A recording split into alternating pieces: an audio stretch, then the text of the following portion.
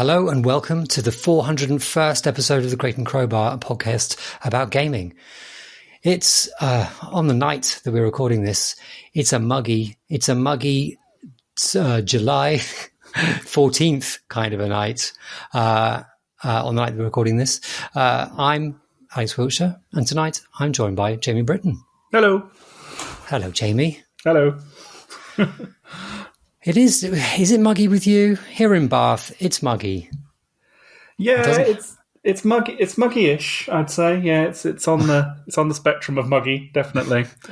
It doesn't help that I've had to close the window because we live on a quiet street, but it does mean that when anyone walks past, they make a hullabaloo, which I don't want to treat you, the listeners, and you, you, Jamie, too. It's just they can be awfully coarse. Yeah, there's a big guy who lives over our back gate who does some violent and urgent things to vintage motorbikes, and usually he doesn't do it in the evening, so hopefully we won't be disturbed by him. He's called Andy, he's lovely. Urgent things to motorbikes.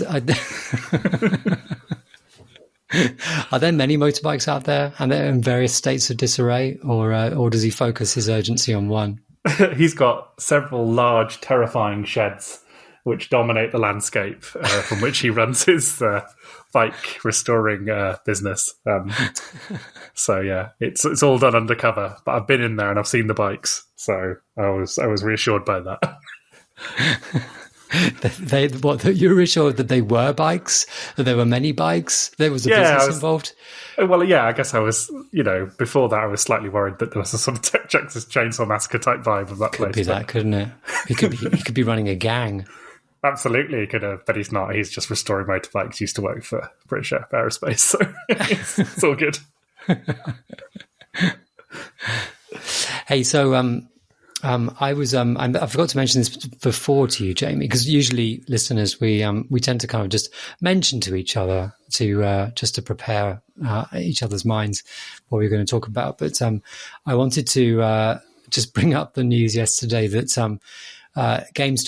GameStop is a bit of a mystery to me, really. I know its name, I always have done, as this behemoth of a game shop chain in North America, which we don't have here in the UK. But obviously, GameStop went through the mad bubble last year, in which Reddit basically tried to buy up all its shares, and it went sort of gangbusters. This fundamentally failing chain of physical game shops was sort of weirdly saved, and yet was it?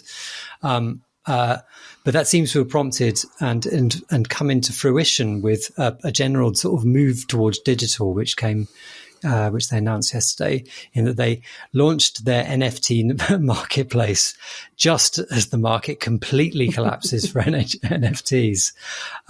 With how many was it? It's quite a lot of. So it's 53,000 NFTs across 246 collections. With the most expensive going up above $10,000, and it's just extraordinary. Oh, then actually one of them is for $455,000, and that's of a picture of an alien playing an arcade machine. Ridiculous. So, having been saved by a kind of parody of capitalism into a kind of stasis level, they thought, let's double down on that and get even more freaky. It really is. It really very much. That is. You've nailed it. It just really does beg a belief. I mean, I can see the pull, and I can imagine how easy it would have been to argue the case as kind of NFTs exploded, a few months ago. But you could just see the writing on the wall for the whole thing. But what I wondered also is 53,000 NFTs. Like, how do you convince anyone that any of them are worth buying? They're all going to be bits of art. All of this, the NFT thing is about sort of creating a sense of value out of scarcity, out of, I don't think the 53,000 is scarce, means scarce. It's like, how will we add value to our company? Let's produce a really vast amount of imaginary products. Because that always helps things increase in value generally. Yeah. Very strange. I mean, they should have just done what Michael Owen did with his NFTs, where he just said on Twitter, my NFTs are the only ones that won't actually decrease in value. So, oh, that's good. I really trust that. I'd buy that. Yeah, I guess some Michael Owen NFTs. Are they pictures of him? I actually didn't look what they were. I presume there's something to do with that goal against Argentina. Oh my goodness! Well, do you sort of get the trajectory? What is it? Yeah, maybe you get the trajectory. You gotta get the numbers. That'd be good. You get like a quarter, like maybe sort of like a 200, like a 56,000th of its trajectory. Yes, or 10% of his sense of humour, which is pretty low. Yeah, I just want to bring that up because you nailed exactly what what the GameStop situation is. Anyway, let's talk about where you've been, which is a much more tangible and fulsome digital experience. Yeah, Elden Ring, little known sleeper hit of the year, Elden Ring. I completed Elden Ring maybe a month or so ago, a couple of months ago. I went through it quite quickly, and I loved it. I think it's a pretty spectacular game, for reasons that people have outlined at length. So I thought we could talk about it without spoiling too much, because I know for a lot of people, like, a lot of the draw of the game is kind of, the sights that you see and the sort of things you experience. And I sort of wanted to talk about it on a bit more of a mechanical level. So I rushed through the last, say, third of the game, just because I've got kids and I was pushing up on 80, 90 hours of play, and I wanted to be able to play some other games, and it is an exhausting game. So, yeah, I rushed through the last sort of third of the game, summoning help in for the bosses. And that was fine. I didn't mind so much. I was trying to enjoy the game, on my own terms and just sort of have fun with it. I did feel like I had slightly missed out on some of the experience because... even though I enjoyed the fact that I didn't have to slam my head against a bunch of bosses again and again and again, I did slightly feel like I hadn't taken in some of the scenery. So once you're through the credits of Elden Ring, it gives you the chance to either start a new game straight away, a new game plus, or you can go back into your game, clean up any of the stuff you haven't done, and then start a new game plus. And I chose to I rather stupidly chose to just go straight into it because I just thought, what the hell? And just to interrogate that, you were feeling a bit tired of the game. You found it exhausting, so you rushed the end of it, and that compelled you. Your sense of exhaustion compelled you to start again in New Game Plus. Yeah. I think that's right. I think because it's an interestingly, to go back over that decision a little bit, it's an interesting game because you can very much set your own pace, right? You can spend huge amounts of time in the opening area, and you can do that for just about every single, it thins out a little bit more towards the end, but I found it a really compelling hangout game, and I still do, to boot it up and tootle around and go on a little adventure for 20 minutes or 30 minutes or whatever. It's so full of stuff that I did a lot of that. I mean, a lot of my playthrough was just me doing that. And I think what happened was I kind of got a little bit too distracted by all that, and then realised, I need to finish this game now because it's taking up too much of my life. So I kind of rushed through the kind of end game bosses. And then I thought, all right, well, I've done that. I'm going to leave it a month or so, and then I'm going to boot up that game and start again, which is what I've done in the last week or so. And I realised the reason I've done it is not so much to re-experience that portion of the game again, although I now can, because with all my New Game Plus equipment, I just absolutely blasted through. Like, I am basically at the same end game point, and it took me 5 or 6 hours to get there, as opposed to the 80 plus hours that it took me on my first go round. And it's interesting, Elden Ring, because I listened to some of the chats that you guys had before about the game. It was a really good one with you and Marsh, sort of talking about the philosophy behind the game and kind of what it loses and what it gains by being an open world. And I think a lot of ink and a lot of pod time has been spent rightly saying that the game doesn't quite have the level of focus. I mean, it loses a level of focus that something like Bloodborne or the Dark Souls games have, but it gains a sort of sense of exploration. What's really interesting is once you've completed the game and once you've gotten through it, the space of it shrinks massively because that sense of mystery is gone. And that does feel like a loss. It does feel like you'll never have that experience again, although I would say it was an unparalleled experience to have for the first time. And a long experience, as you said. Like, yeah. Like, just to interject with, because the very similar experience, but I'm, I think, 120 hours, and I have a pretty big chunk. Well, maybe a semi-big. I've got a chunk of game to go still, and I've been really tootling. I've been rooting, and I'm tootling, and and I've been enjoying it very much on that basis. I mean, yeah, it's a masterpiece. I think it's just. The only games I've ever put hundreds of hours into in the last few years are things like, Destiny or Deep Rock Galactic kind of hangout games or multiplayer games where you're basically repeating the same loop again and again and again. And Elden Ring, like, to be showing you new areas and new places and new sites to see, scores of hours in is just, it's just so unparalleled. And I, again, to slightly double back onto that first run through, like, I realised as I was playing through, all my favourite moments, they're all about that moment, and the games have a door-opening animation basically for this very purpose of when you open a door on something and it's an incredible sight to behold.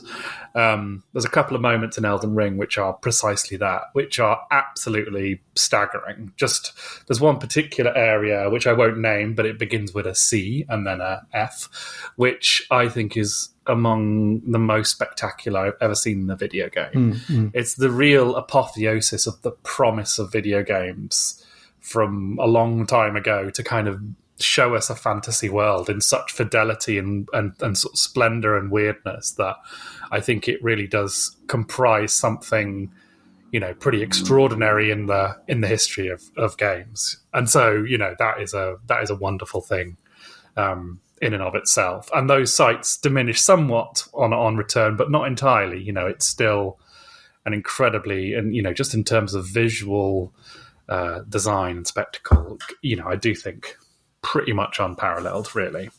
Raises the bar on those things. Yeah, no, I totally agree. I'm actually trying to find, because I've been meaning to mention this quite a few times, because one of the things I'm finding absolutely astounding about Elden Ring is that despite all of the size that you've been talking about, and despite all the challenge that a lot of the certainly the first go through presents you with, in terms of a boss kind of being difficult, an area being scary and difficult, and the rotty place, Caelid, being an early-ish game area, which is horrifying when you go there. It's full of everything is nasty and horrible, and it's scary, and and everything takes a long time. I was going to go on to talk about the way that the space of the game contracts once you know what you're doing in a sec, but it takes a long time. And looking, because I've been playing on PS5, and Sony is one of the few. Well, actually, Steam does as well, doesn't it? But Sony puts up the percentages of players who've got certain trophies, and Elden Ring is quite fastidious about giving trophies at kind of important key moments in the game progression, and the rates at which players who've played the game are getting late game trophies is extraordinarily high. I'm used to playing a lot of games where, like the trophy that you get 5 minutes after starting for pressing A, pressed A on the thing that is the main mechanic of the game. And they got like 73%, like quarter of all players didn't even get that far. Whereas Elden Ring, and I will tell you that the Sony app the PlayStation app is fucking shit, because I cannot find the trophies for a game that is more than 3 games since I've played it on the list. I don't know why, but anyway, yeah, like they're sort of stuff that I was playing like 60 hours into my playthrough has got like 60% of all players have got there, which I think makes me wonder, like, is this stat made up? Like, how can that possibly be true? But like looking at successive progressive moments, like looking at the trophies, the drop off was 1% or like a fraction of a percent between these moments, which is, I don't know, unparalleled. For all that people talk a lot about the From Software games being too difficult and that kind of thing, and for all that Elden Ring has been criticized, and I think broadly rightly, for sometimes being rather obtuse about where you should be going next, or just being a bit obtuse, I suppose.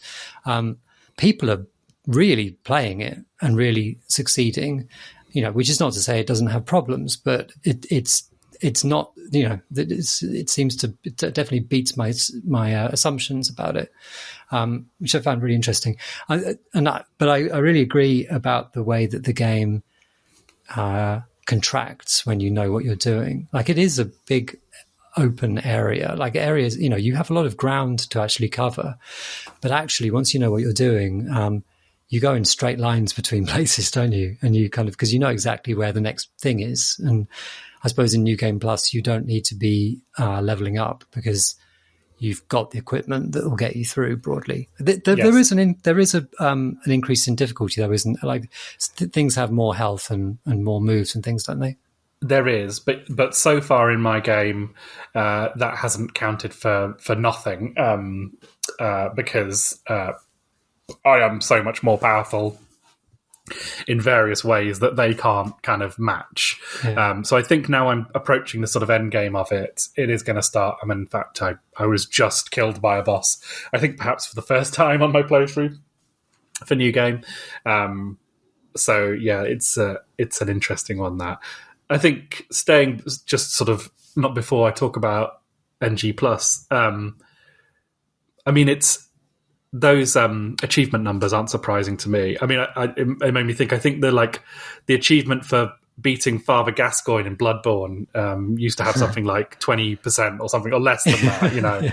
The first mandatory boss in the game, which is incredible. But the thing is with Elden Ring is, and it's this wonderful thing about it, is it compels you to explore in so many ways, and in ways that are quite ineffable. And it's a game that's just so full of mystery and wonder that you can't help but, try and hit the horizon, and try and push at the edges, and that is a real bit of magic they've pulled off there to just, and I can't think of many games that have really come close to that, to be honest. I think the obvious one is Breath of the Wild, and I'd say that in terms of a game which rewards you for exploring it, and really kind of taking a look and feeling assured that the game is going to reward you with something. There's going to be something of interest. And my daughter played that one, and she's played it 3 times from start to finish, I think, or maybe more. She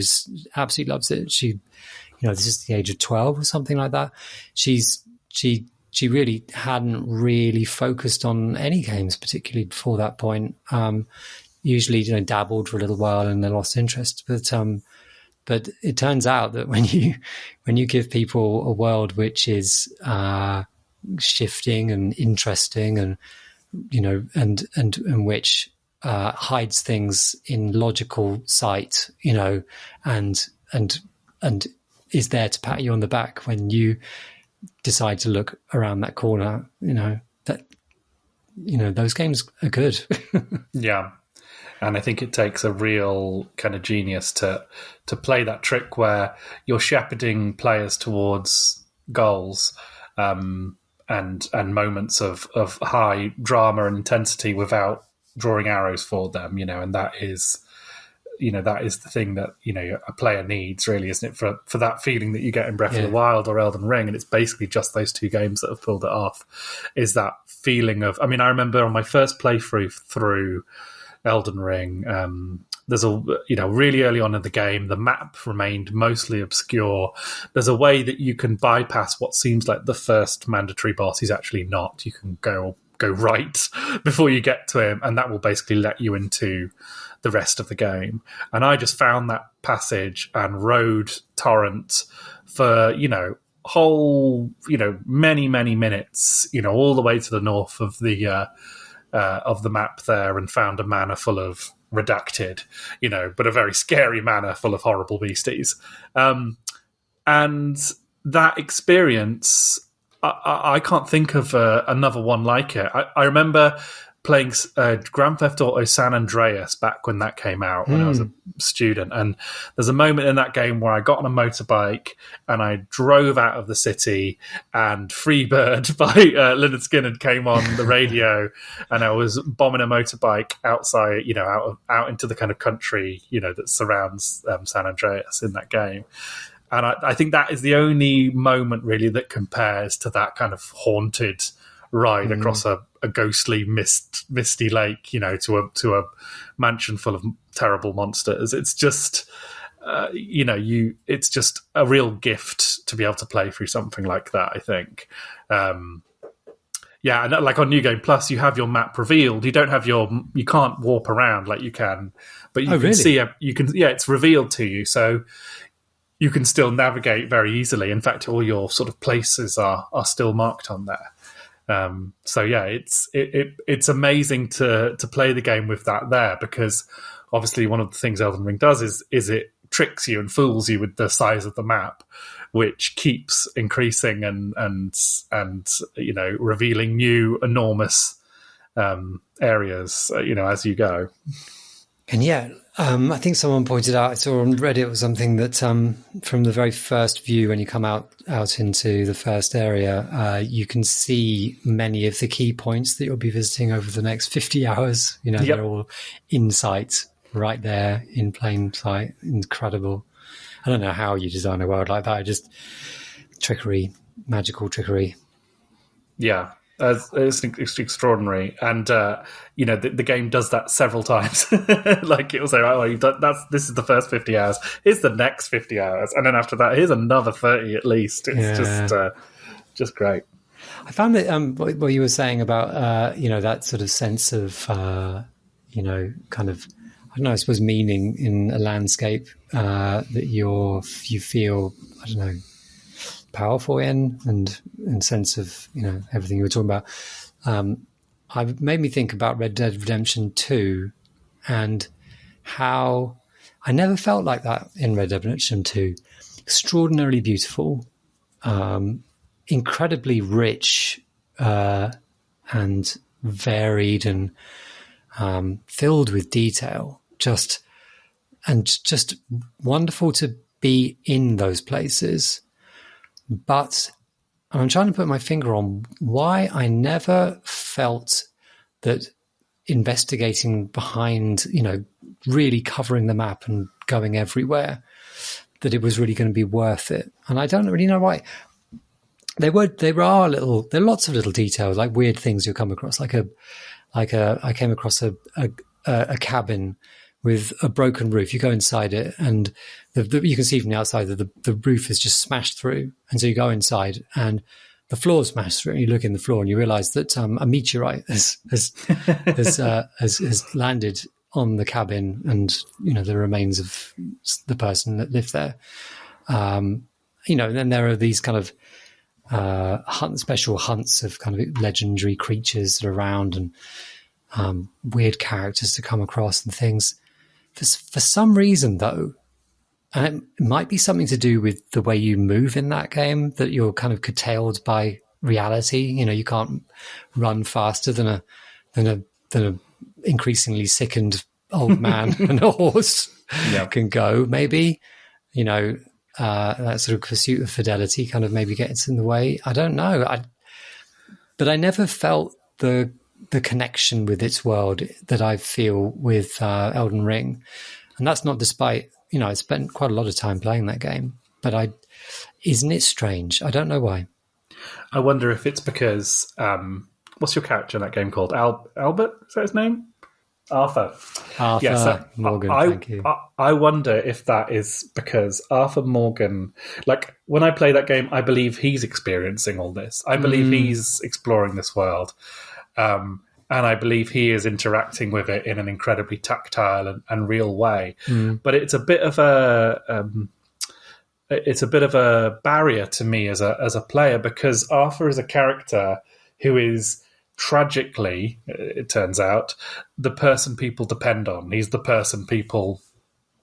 reliable guy who walks a pretty steady line, and people go to him because they like the fact that he is able to measure his responses, and is able to be a kind of, a realistic moralist in this kind of crazy, outlaw world.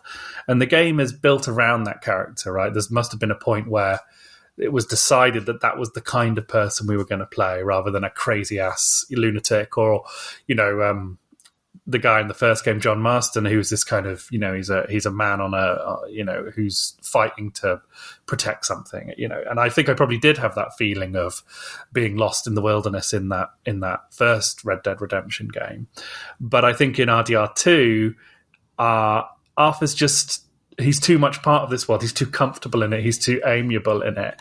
And the game is built around that vibe. Whereas in Elden Ring, you are your avatar, you are the character you've designed, but who has no personality and no, real motives beyond the abstract one you're presented with at the beginning of the game. And I think that's a bit of the Dark Souls magic, it's you are nobody and everybody all at the same time. And it's that kind of gives you, taking that as a jumping off point for how the game is designed and structured, especially in this kind of fantastical world. I think that gives you a connection to your character, which is sort of unexpectedly intense. Whereas Arthur Morgan is doing all his feeling for you. You don't need to do it because he's very well written and acted.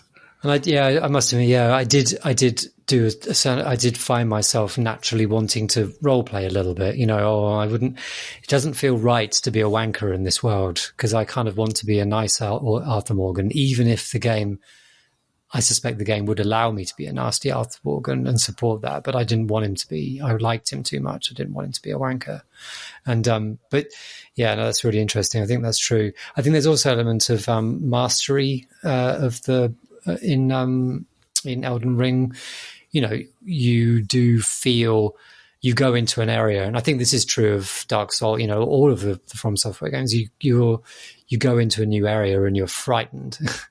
But by the time you've cleared that area and you've explored a lot of it, you are literally more powerful because you've leveled up a few times and you may have a better weapon, but also you understand it better, and you go back through the area. You also have knowledge of the environment. Where the threats are, and you exercise that mastery, and you feel like this is your place now. You've conquered it.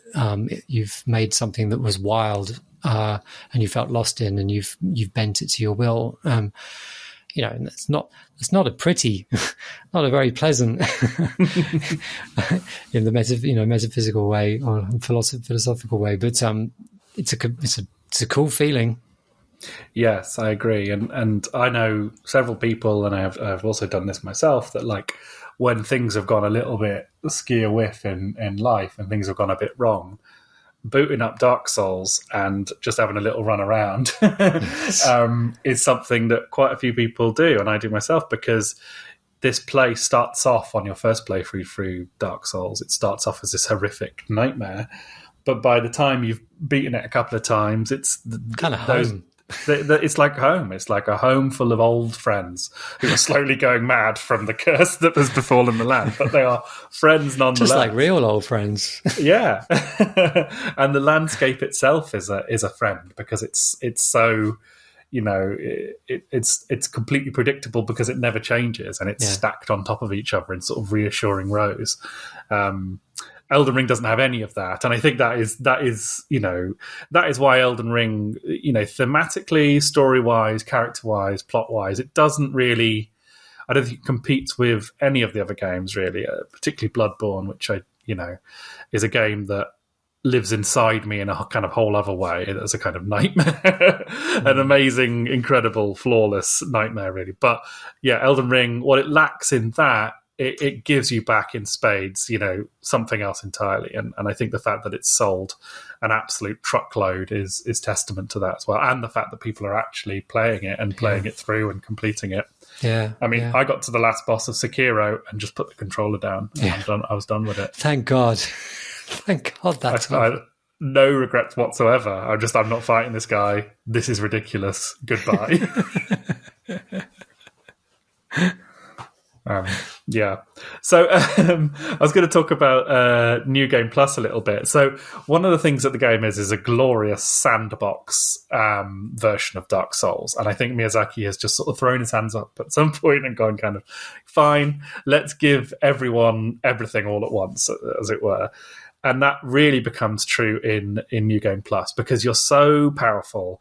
My first action as the game started was to rush all the way to the respec mechanic, which you have to unlock through a boss.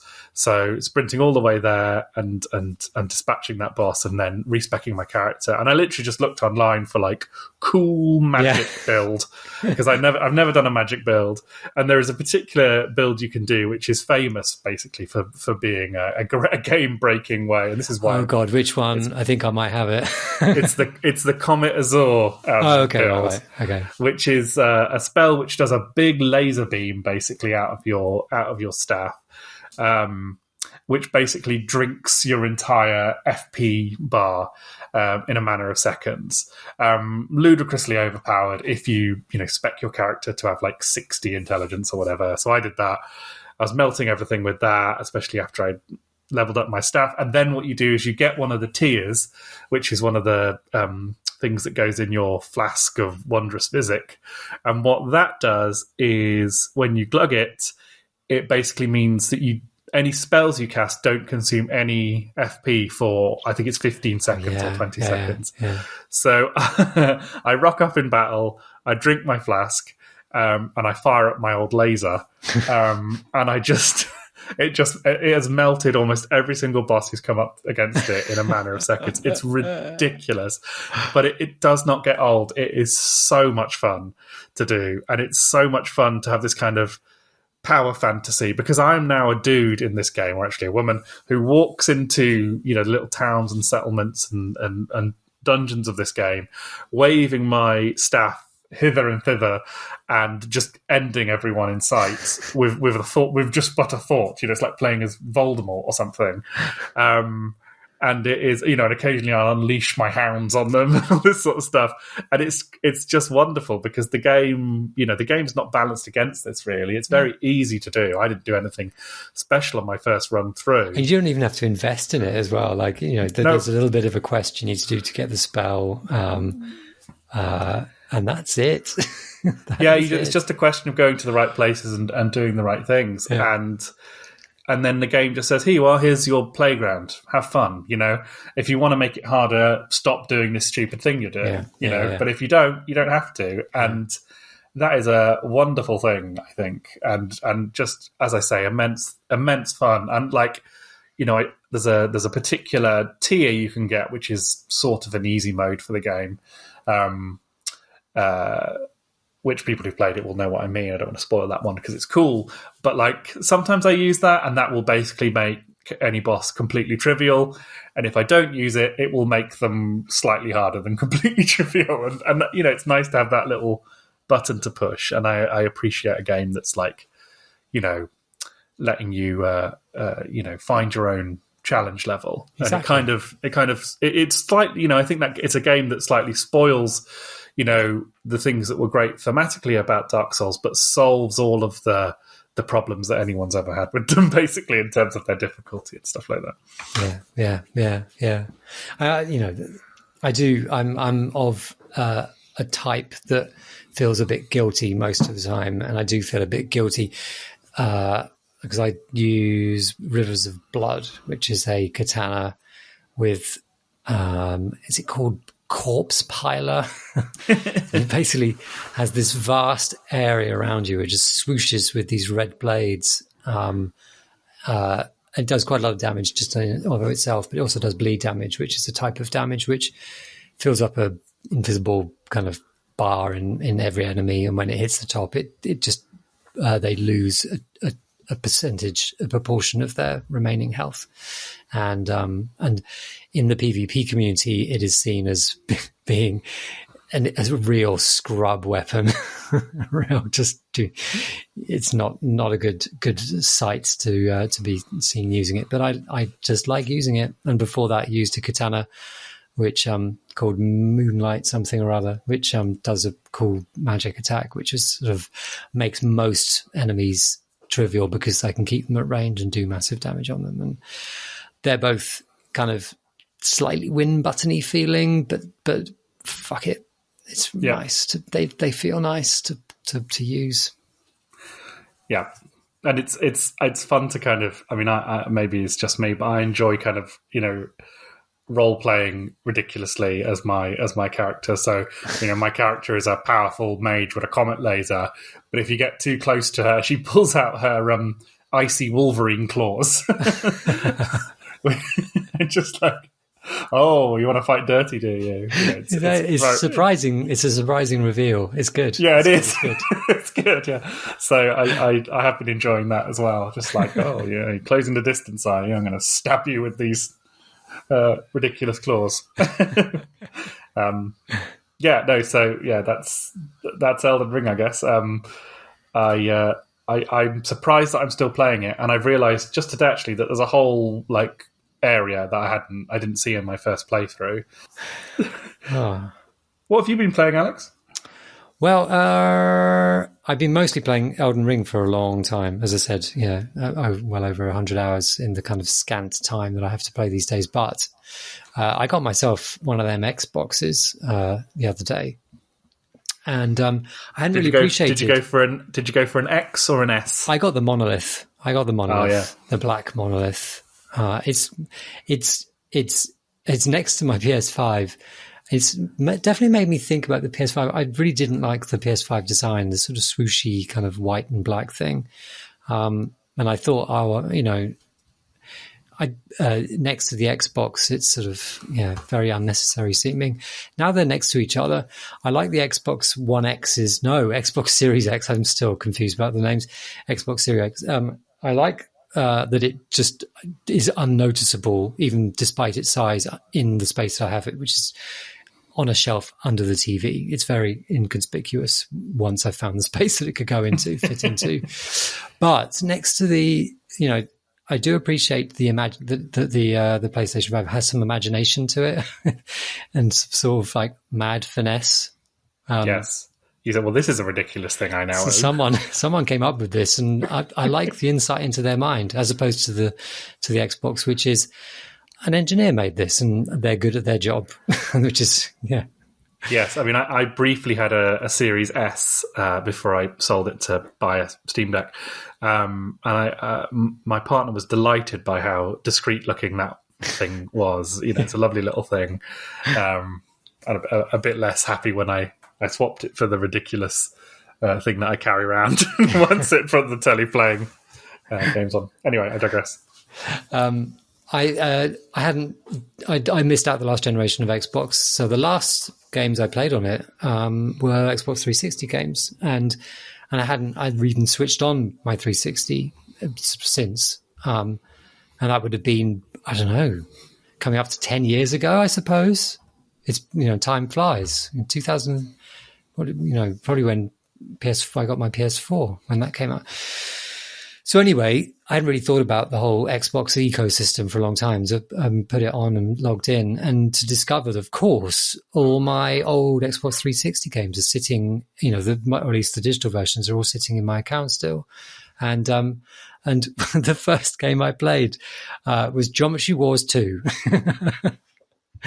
As everything else is downloading, all the kind of the big uns, Geometry Wars 2, because I haven't played that for a long time, and holy shit, that is a good game. Still, that is a game. That is a game, Jamie. So good. Just every element of that game is just so beautifully made. The feel of it. So the menus, you go through the menus, and it has this little ping sound, bow, ping, bang, bang, as you go through the menus, and they're so incredibly snappy. And from booting up the game and going through like weird anachronistic stuff that I hadn't really thought about, like an Activision logo. Activision had stuff to do with Geometry Wars, and of course they did. They owned the studio Bizarre Creations by that point, and I'd forgotten about that. And all these things, all lost in time. You just snappy into the thing and into each level, and obviously there's no loading because it's just lines, it's just geometry. There's nothing to load, and I'd forgotten about all the different game modes in it, and incredibly, I beat my high score, and of course, all my high scores and those of my friends, my Xbox friends list, are all just sitting there, And guess who has by far the highest pacifism score on my list? Who? Fucking Marty. Fucking Marsh Davies. 42 million. Oh 42 million. That's so high. I couldn't believe it. There he was, sitting pleased as punch on the top of the table, like way ahead of all of my other friends. And what was amazing was that I played that mode maybe 3 or 4 goes into it. I beat my old high score. I got 21 million. I thought, I'm older. My reaction times are terrible now, and somehow you're like the old kung fu master, the wizened old kung fu master who is now all these years of experience can beat any opponent with but a thumb or something like that. I wonder also whether it's also like at the time. I think my daughter was quite young, and I was probably just permanently wizened and tired, but prematurely, as opposed to simply through time now. But the Geometry Wars is just like so beautifully polished and so intense and so respectful of your time. The session is quite short in that game. A lot of those wave-based games or kind of, they can take a long time to play, especially these days. And they're kind of filled with these progression mechanics and things like that. And this game trusts in its feel and just the compulsion of the high score table. And I'm feeling it again. And the different, like, do you remember the King mode? I don't remember the King mode, no. So this is one where you get these circles on the screen, areas, sort of circular areas. You can only fire when you're inside them, and enemies can't get inside that ring. So you have to sit inside the ring, kind of just firing out. But once you go into the ring starts to reduce in size until it disappears. And then I think that the Geometry Wars 2 is the game that introduced putting score bonus kind of shards that would pop out of enemies. So you're moving not only to avoid enemies and get good lines on, shooting lines on enemies, but you're also moving to collect shards, which would disappear very quickly after an enemy is defeated. And so the King loop is to go inside a circle, fire and fire and fire and fire, and then scoop up as many shards as you can before they disappear, before you jump into the next ring. And it's really, like the way that game just plays with the formula in the way that it's pacifism, take on pacifism. Obviously, just as a history lesson, the pacifism mode in Geometry Wars 2 is a reference to an achievement in Geometry Wars, which was called pacifism and was rewarded if you spent, I don't know, it sounds like a short amount of time, but it was actually quite hard to get. I had like 2 minutes or maybe 5 minutes, but I think it might have been shorter than that, not firing. So every enemy that spawns in the game is after you, and you've got to survive for as long as you possibly can, and hit that limit. And that was a very, very compulsive achievement to do. It was the archetypal creative achievement back in the day, like when people were exploring what you could do with achievements to encourage people to play games in new ways. That was the one that was the benchmark. Like, that's the thing to go for. Forget all the ones that sort of reward you for pressing A, at the start of the game. Yep. It was that was the one.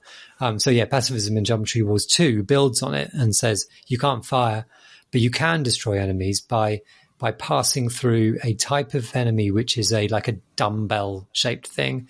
And when you go in the bit in between the two ends, it's like a gate. You pass through the gate. If you hit the ends, you'll die. But if you pass through the gate, and and everything in an area around it is destroyed.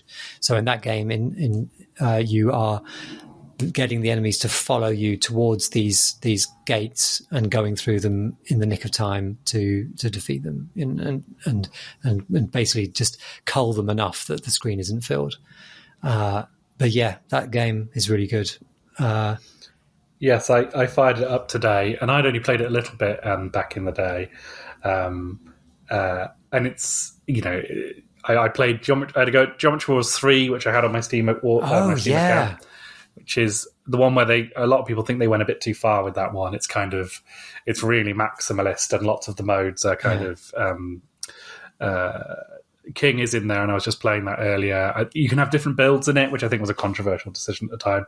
So earlier today, I got Geometry Wars 1, just Geometry Wars plain, which is £3 on Steam, which is really bare bones and doesn't have any leaderboards, but looks absolutely beautiful on the Steam Deck. It's a perfect Steam Deck game, and I just lost 45 minutes into that easily. And it's so good because it's one of those games a bit like Tetris or Threes or Lumines, or however you pronounce that game, where Lumines, is that how you said? Lumines? I don't know. Where it teaches you how to play it through your failures in a really satisfying way. Mm-hmm. So I had a moment of playing it today where I was like, these green ones, I can chase them down. Like, I shouldn't fly away from them. I should fly towards them because they fly away from me. And just that is such a simple little rule that you learn, and you start to build up more and more of those and internalize more of those rules about what things are going to do in relation to you as you go. And it's just a glorious sense of slowly building mastery over it. That's just really, really rare thing, but wonderful when you see it, I think. Yeah, and I think, and then, you learn individual enemies, but then you start learning combinations of enemies, like you get the ones that follow you very fast, and they're the ones that sort of, run away from you, and the ones that are just randomly kind of moving around. And I can't deal with the snaky ones at the moment.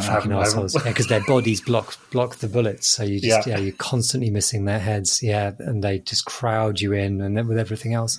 And in Geometry Wars 2, I think it's called Sequence, is this sort of preset series of quick fire scenarios, I suppose you call them, with very specific sort of loadouts of enemies that come in a very specific way as you defeat them. And that really does play with kind of how the combinations of enemies that you're facing really, present different kinds of threats.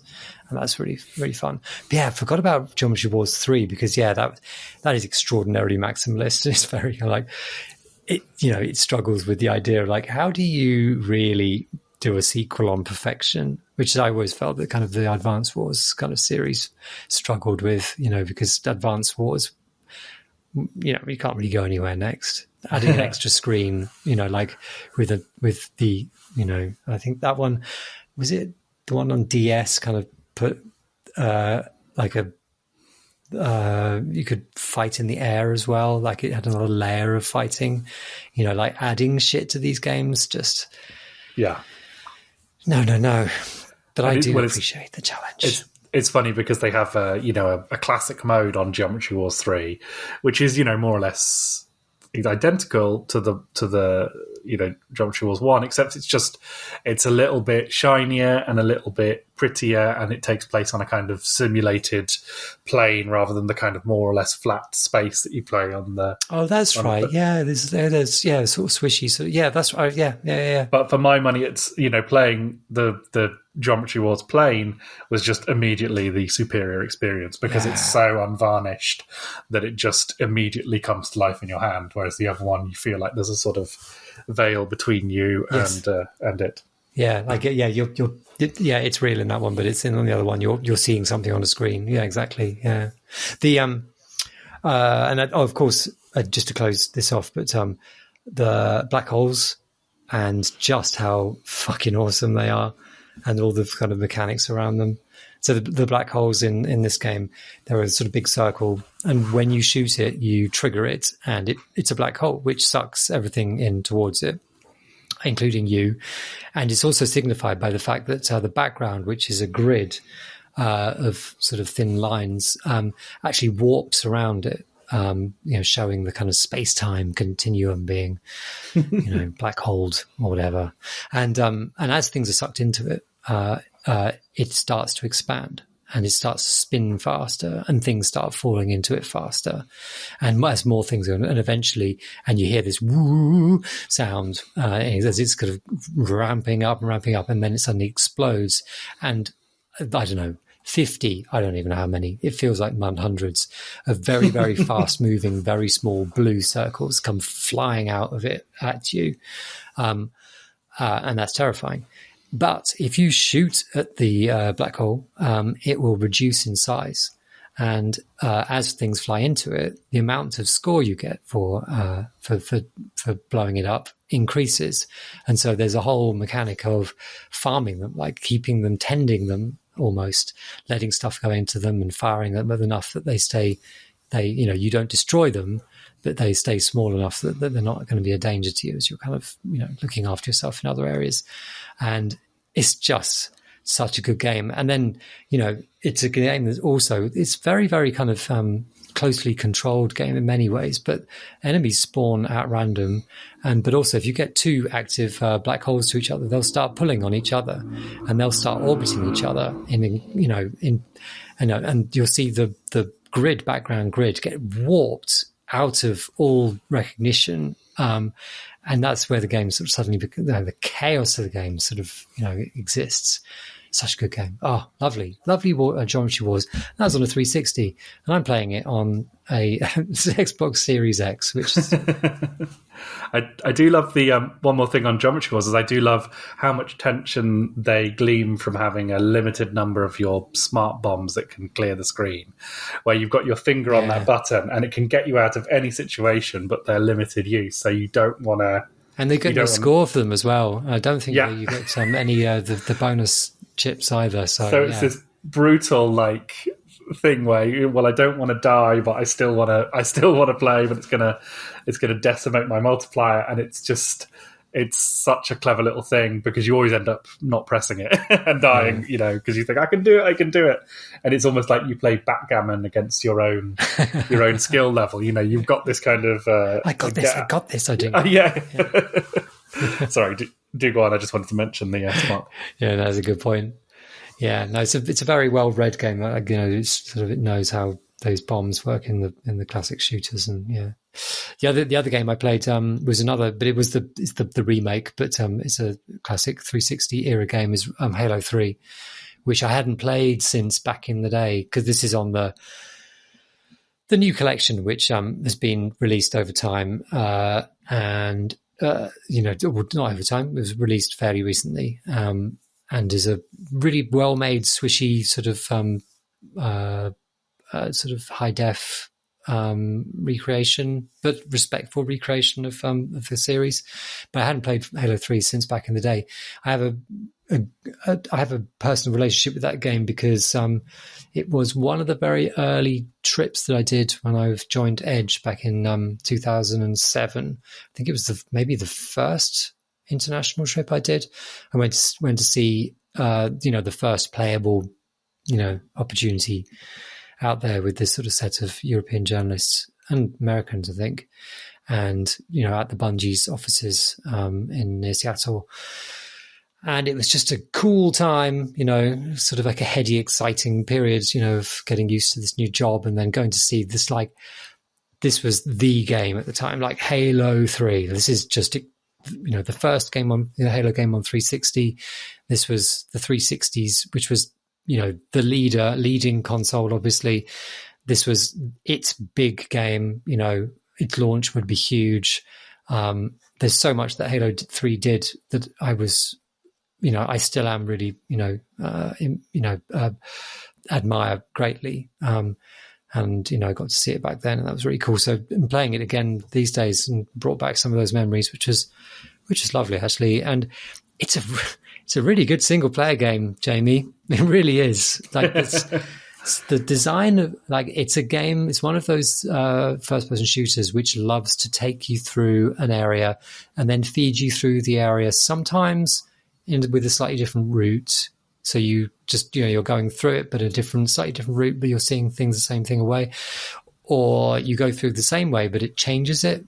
So maybe there's been a big explosion. Maybe a great big horrible ship has landed filled with great horrible zombies and fungus has landed. So you walk back through it.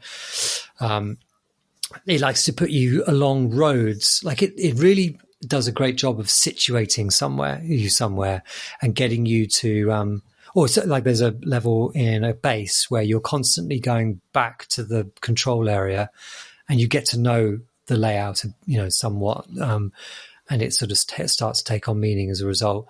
Or it likes to put you on you're going from here to there but you're following a road. And I think that's something that Half-Life 2 did, obviously, in the highway level. What's it called?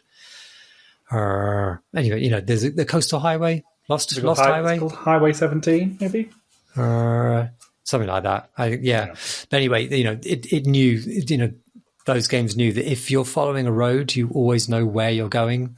And it means that when you go off the road, you can create nice feelings with that. Like sometimes you feel a bit worried because you're off the road, or sometimes you feel excited because you're off the road. And sometimes just off the road, there's a building that you can get to explore. And, and that's this game. And the way that it mixes these arena fights with you or on foot or and then it opens up a larger area. And now opens up vehicles for you to choose to fight in. And just how expansive the battles are, the number of different enemies and how you can approach fighting them. It's beautifully paced game, and its kind of areas are just a joy to go through. And I also have been really enjoying the brevity of its storytelling. I always saw Bungie at that period being a little bit overconfident of its abilities to tell dramatic stories. By that point, obviously Halo was known as, the big space opera video game that had the monk music, which made you feel stuff. And with the gruff man, John Halo and how he had that voice and how big, the universe, or the scale of the battle that you were fighting was, this vast invasion by the multi factions, but what it didn't really do very well was any kind of nuance or kind of emotion. But by Halo 3, the studio kind of was trying to do that kind of thing, and I remember being a little bit kind of like, yeah, leave this to people who can actually do proper dramatization. But actually, playing them now, the cutscenes are refreshingly short and snappy and quite funny as well. For all their, you've got, there's a lot of stereotypical. What's the word? Sort of pastiche kind of stereotypical kind of, sort of space hoo-ha grunt talk, and and just sort of space, science fiction battle kind of, signifiers, like I suppose you'd call it, all there, and they all do their lines and things. But actually, it always makes sure what the enemy is, what direction they are, what your objective is. You know, sometimes you're kind of going out and just taking out anti-aircraft stuff because your capital ship needs somewhere to land after yet another grand calamity, and you've got to clear this area quite large area for it to land in. You know what you're doing, and the task ahead is therefore has a meaning to it, which these days, you know, with this drive to more nuanced kind of storytelling, with more themes going on and characters that are taking the breadth, you know, the bulk of the story that you're playing along with, where you're meant to be thinking about your character's motivations and stuff.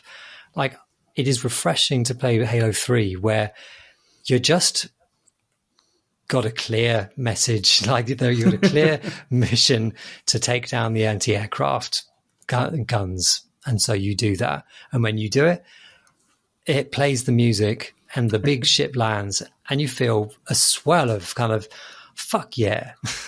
Yeah. Unlike in, you know, what Bungie do these days, where you're sort of wondering who this space horse is and why am I playing in his game show? And I'd forgotten, and yeah, like so many shades of that stuff were in here. Like, I'd forgotten that the Flood's kind of like big daddy was called the Grave Mind. You know, and there's such a, you know, I must admit, like Chris would have thought about this a lot, but I have not. And you know, obviously now I think about it, there's a clear line between, you know, the Flood and the faction that I've completely forgotten the name of. I played so much fucking of that game. I don't even remember what it's called. What are we talking about? What's the game that I'm referring to? The Halo, the Bungie makes now. Density. Sorry, thank you, Density. Yes. Density 2. And what is the faction that the Flood are like? I'm very old. I'm so sorry. The Flood. No, that's what we just said. I don't know. The Hive, the Fallen. The Hive. Thank you. Yes, it's the Hive. Yeah.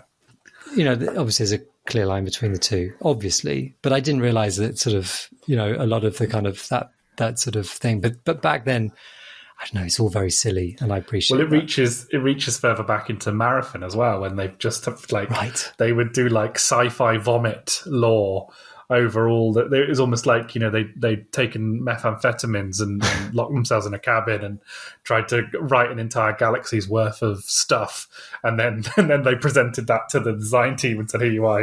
Here's our game. people it with these weirdos."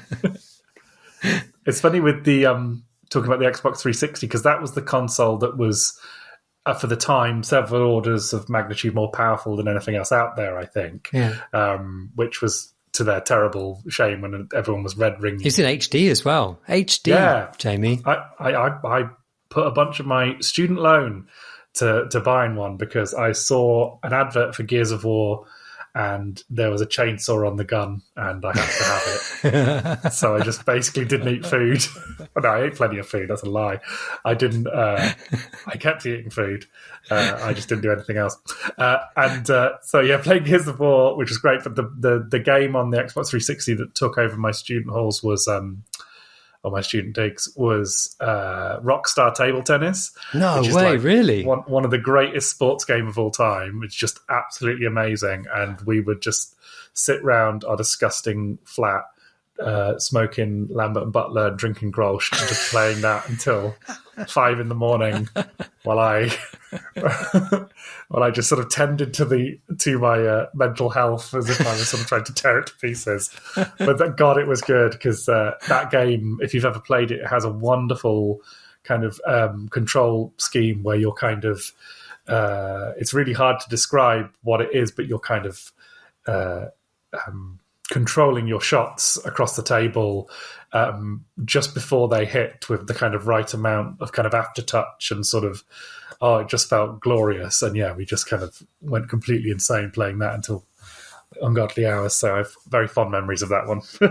God, after the news last week that sort of Rockstar is sort of is focusing so heavily on its big hitter Grand Theft Auto, that it's not even going to bother kind of doing stuff with Red Dead Redemption 2 and things. The very thought that company also made, a table tennis game for some fucking reason, and it was really, really good. I remember the reviews were really good, and I just couldn't. They should like spin off a couple of teams of weirdos to make some more stuff like that. I know nothing's ever that simple, but like, I can imagine there isn't a great business case for this, Jamie. Well, they've got enough money; they can just waste it.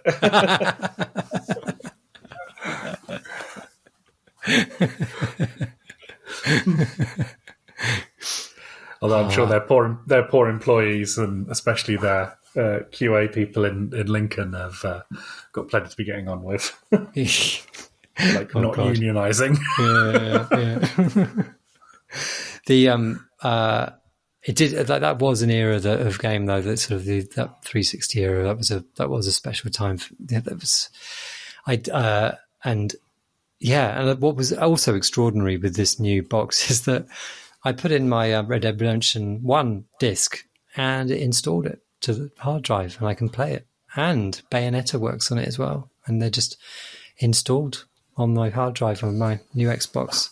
And that sense of continuity and not having to have several different machines plugged in, and the knowledge that these older games are just so playable today.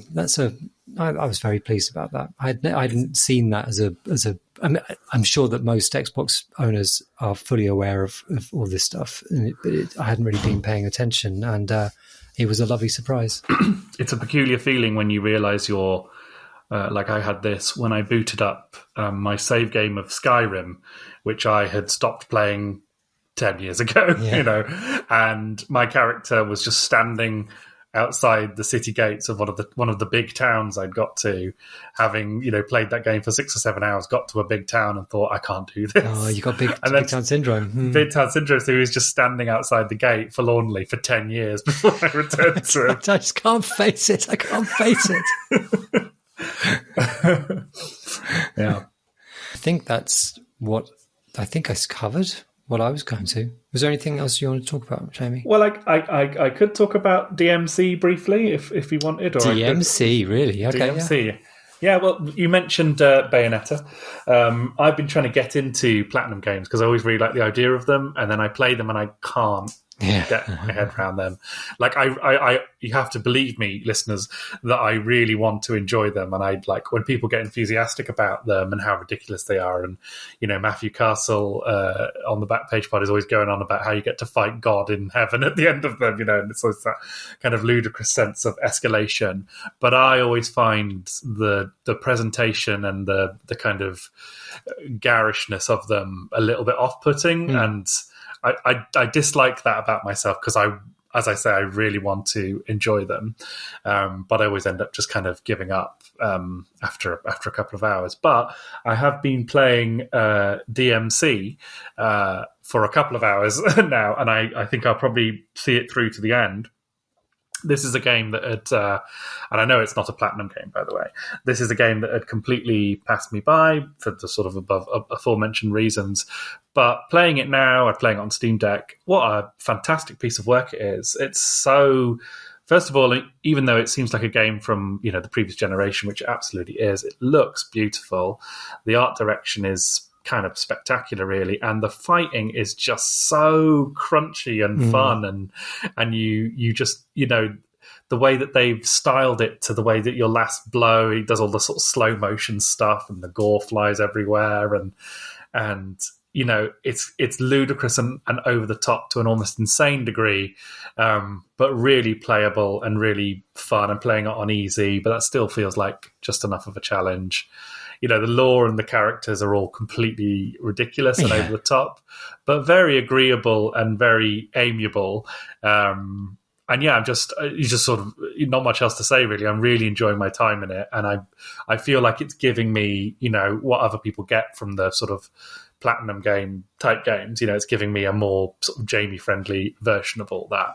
Yeah, I'm just having a fantastic time with DMC, which is, like I say, it's a good game for the Steam Deck. And for whatever reason, I've been put off playing Senua's Sacrifice, but I think I'll definitely play that now after seeing how much how much fun the fighting is, apart from anything else in this game, and how clearly those guys have got a grasp on how to control one of these games, basically, because even though it's quite, there's a lot going on, there's a lot of moves you can do, it's really well laid out and well organized. You've got one weapon that you activate on one shoulder trigger and another on another, and it just feels right, and they've clearly put a lot of thought into how that's done. And that's not true of some of the Platinum games I've played, whereas in DMC you're never more than a couple of clicks away from being able to practice things or swap moves in and out and stuff like that. They've just made it really accessible and easy. Yeah, it was a really good game, DMC. I think, there was a huge amount of skepticism at the time, wasn't there? That this upstart, but actually a studio which had made a lot of fighting games by that point. But I think that sort of a lot of people felt that, I think Heavenly Sword was like the big budget one, and it was big release on PS3, but it wasn't awfully good. It was kind of flashy rather than kind of, action game consummate, which kind of the Platinum game feel to it. But DMC just smashed it. It was very, very fun and very knowing and very the right tone. But it was just very much his own game as well. It didn't purely try to do Devil May Cry, which I thought that was a very smart choice as well. Yeah, and kind of interesting that Alex Garland is credited as a sort of story consultant or story, something or other on that. And even though I've just watched this movie Men this last week, which is an interesting failure, I'd say, but it's funny that it's just the right amount of sort of seasoning on the ridiculousness, because Devil May Cry has always had its tongue in its cheek, and I think that's sometimes a little bit off-putting. But DMC, I think it actually anticipates 2016 Doom a little bit in how it kind of balances its irony and its gore and new metal all together. I think it wouldn't surprise me if there was a bit of an influence on that one, because it has a similar sense of bad taste, like good bad taste. I don't remember what the game they did before that game. That was Enslaved, which was I liked, but there were those who didn't. Well, that's like a kind of Spec Ops: The Line type game, isn't it? It's like a real curio, out on its own type thing. I'll have to investigate that one. Yeah, I had good fun with that one. And of course, Andy Serkis was he was big in that as well. Was he being a monkey in it? He's being a monkey. He did all the monkey moves.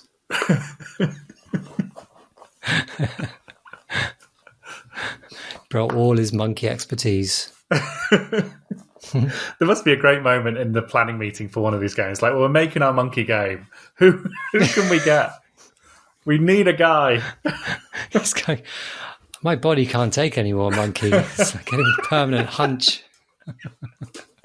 The loping is killing me. And knuckling. Well, thank you, Jamie. That was a chat that I enjoyed. Thank you very much for this evening's sweaty chats. Yeah, thank you very much. And that is all that we have time for this week. You can hang out with us in our community on our Discord channel. You can find the link at our website, which is crateandcrowbar.com. We can find us on Twitter at Crate and Crowbar. You can listen to the show on YouTube, where you'll also find our various spin-off projects. You can visit there on youtube.com/Crate and Crowbar.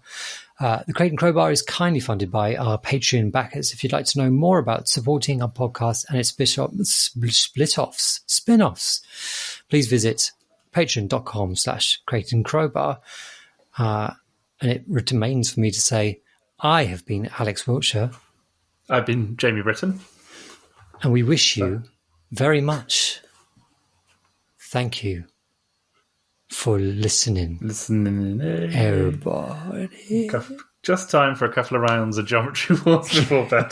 Sweaty rounds of Geometry. See you on the leaderboard.